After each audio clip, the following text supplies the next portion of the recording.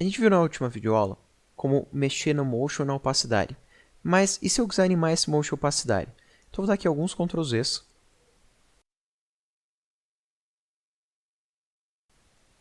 Ou vou deletar aqui a imagem na tela, que é mais prático.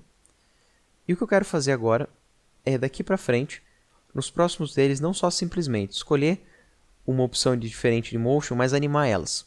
Então eu vou pegar aqui a primeira foto, vou vir aqui em Motion, e eu tenho todos os parâmetros. E todos os parâmetros que têm reloginhos quer dizer que são animáveis. Esse reloginho é um botão de ligar e desligar a animação. Você clicou no botão, ele ligou a animação, e agora qualquer alteração que você fazer no valor, ele vai manter na imagem para salvar essa alteração, para poder animar entre essas informações. Mas, como é que a gente faz para gerenciar isso de uma forma prática? Para fazer isso, a gente usa Mini Timeline. Eu vou clicar aqui, e ele revela aqui a Mini Timeline.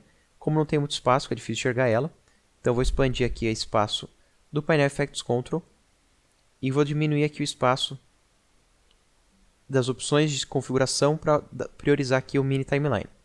Então, esse Mini Timeline, ele é um preview da sua timeline. Esse espaço entre um corte e o outro é o espaço geral da Mini Timeline. Então, tudo que eu tenho aqui é o espaço da minha cena, enquanto aqui na timeline eu tenho entre todas as cenas. Então, vendo aqui o espaço da minha cena, eu posso decidir como que eu quero animar. E eu vou desligar aqui o reloginho que eu tinha criado. Só clicar no botão, ele desliga e todos os keyframes somem. Os botõezinhos de relógio são liga e desliga, só. Eu vou vir aqui no início, ligar a escala, e ele guardou a informação 100. Vou vir aqui no final, e eu vou aumentar essa escala. No final, ó, como eu fui muito além, ele já estava pegando o primeiro frame do anterior. Eu vou clicar aqui no botão de voltar um frame, e eu estou nesse frame agora, estou nessa cena de volta. E eu vou aumentar aqui a escala. Vou fazer o mesmo com posição, ó. Vou voltar ali no início. Para voltar eu gosto de usar os navegadores. Clicar no reloginho de posição. Vou usar o navegador para ir para outro keyframe. E eu vou mudar aqui a posição. Assim que eu mudo a posição, ele já cria o segundo quadro-chave, o segundo keyframe. Então, normalmente você clica no relógio, ele cria o primeiro. Para os próximos, você simplesmente altera os valores, ele já cria os keyframes. Agora eu vou mover meu CTI. E quando eu dou um play, ele já está aqui animadinho.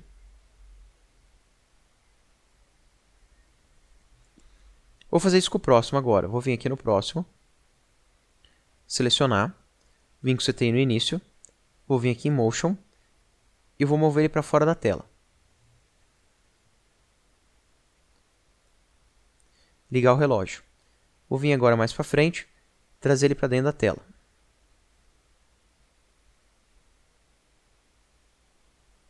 Automaticamente eu tenho o segundo keyframe. Então eu tenho o primeiro e o segundo. Vou aproveitar também e fazer ele sempre aumentando a escala constantemente. Vou colocar aqui a escala. Vou vir ali no final. Passei um frame, clico em voltar. E aumenta aqui a escala. E agora quando eu der um play, ele tem um efeito de entrada e uma escala constante. Vou vir agora no próximo. Clico nele. Daí já vejo ele aqui em cima. Movo o CTI para o início. Clico no reloginho de rotação. Vou vir aqui para o final. Volto um keyframe e vou alterar dessa vez a rotação. Agora, quando der um play, eu tenho uma animação na rotação. Para não ficar estranho, vou aproveitar e também compensar a escala. E vou dar um play e tem ali a rotação da imagem.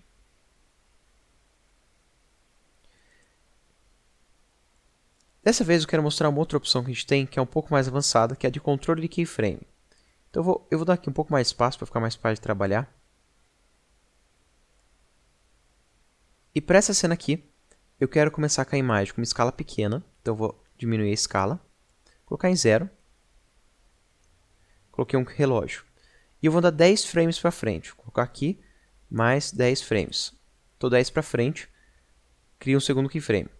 E agora eu quero dar mais 5 frames. Mais 5 frames. E eu tenho o terceiro keyframe. Todos eu coloquei vazios. São todos as mesmas informações. 0, 0 e 0. E eu quero que seja assim. 0. Aqui eu vou colocar 115. E aqui eu vou colocar 100. Então eu tenho 0, 115 e 100. Venho com o CTI para o início, dou um play. E eu tenho esse efeito aqui meio elástico dele vindo e dando um bounce. Essa é a primeira opção de física que eu quero mostrar para vocês. Uma opção simples de ação e reação. Ela vai lá, ela dá um overshoot e volta, que é um efeito de bounce. Nesse aqui, eu quero fazer algo mais simples. Eu vou vir aqui em posição e eu quero mostrar para vocês o que a gente faz quando a gente quer que a aceleração ela tenha uma alteração. Ela começa acelerada e ela vai desacelerando e parando, para ficar mais natural. Então, por enquanto, eu peguei aqui o objeto e fiz ele entrar na tela. E se eu der um play, vocês vão ver que a velocidade é constante e de repente ele para do nada. Eu vou vir aqui no Keyframe, botão direito, Temporal Interpolation, que é a interpolação de tempo. Em vez de deixar em linear, que ele vem linearmente a interpolação de tempo, eu posso escolher aqui Easy In, Easy Out. Easy In é uma desaceleração de chegada, Easy Out é uma desaceleração de saída. Então, Easy In eu coloco aqui, e se eu expandir aqui a opção de Position, eu consigo ver que a velocidade dele, ele tem aqui uma aceleração e ele vai desacelerando e para. Então eu tenho uma desaceleração de chegada.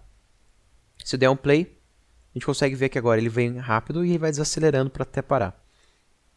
Eu vou distanciar um pouco, que daí a gente consegue sentir mais aqui, a desaceleração. Ele vai desacelerar, desacelerar até parar de vez.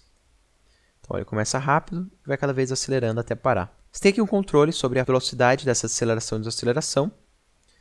Inclusive, se eu vir aqui, clicar com o botão direito, escolher Temporal Interpolation, colocar linear, ele volta ao normal. E eu posso vir aqui manualmente também e acessar aqui a bolinha, descer e expandir. E eu tenho agora um Bezier normal. Se eu vir aqui em Temporal Interpolation, ele é Bezier. Se eu colocar aqui Auto Bezier, ele vai fazer automático a escolha de acordo com o movimento dos próximos keyframes. Tá vendo? Dá um Ctrl Z. Se eu escolher aqui contínuo, ele também vai fazer de acordo com o próximo, mas dessa vez ele não para de vez. Tá vendo que ele só deu uma suavidade. Na outra opção, Auto Bezier, ele fica aqui também automático, Bezier. Dá um Ctrl Z. E a última opção que ele tem aqui é o Hold. Esse Hold é para simular tipo um Stop Motion. Então, por exemplo, eu tenho ele entrando até chegar aqui na tela. Mas eu vou colocar aqui mais um keyframe, mais um keyframe, mais um keyframe.